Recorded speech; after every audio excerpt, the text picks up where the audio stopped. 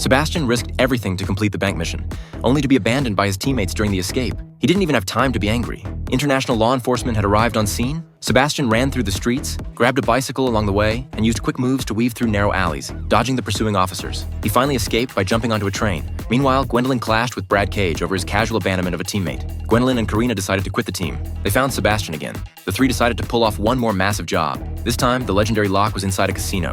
At 5 a.m., it would be transported to a bank. International law enforcement had set up an ambush outside the casino.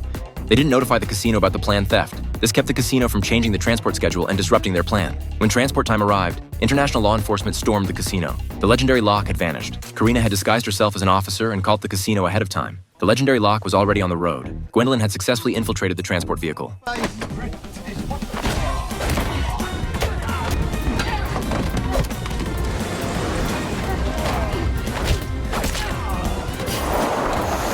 Sebastian finally laid eyes on the legendary lock, Golden City. Golden City had 7 dials and only one chance to crack it. The vehicle rattled constantly, yet Sebastian's focus remained unbroken. He pressed his ear against the lock's surface. Just from the sounds, clear images formed in his mind. Just as he was about to succeed, the transport truck hit a sharp turn. The legendary lock shook violently. Internal parts shifted out of place, making further cracking impossible. Sebastian tried tapping the lock lightly. He heard the parts reset themselves. Sebastian successfully opened the legendary lock. The two abandoned the vehicle and fled. They ran into Brad Cage and Rolf, who had come to steal their success. Brad Cage pulled out a water gun to threaten Gwendolyn. Gwendolyn remained calm.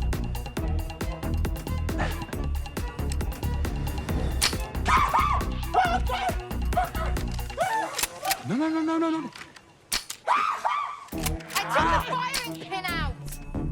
She told Brad Cage she had removed the water gun's key components. The team's only usable equipment had always been in Gwendolyn's hands. Brad Cage and Rolf were trapped in the car. Sebastian and Gwendolyn escaped to the lakeside to leave by boat. A law enforcement officer caught up with them. This officer had been tracking the Master Thief Squad for years. He wouldn't let them go no matter what. Gwendolyn had countermeasures. The officer didn't dare make any rash moves. Gwendolyn knew they couldn't both escape together. She proposed a deal to the officer.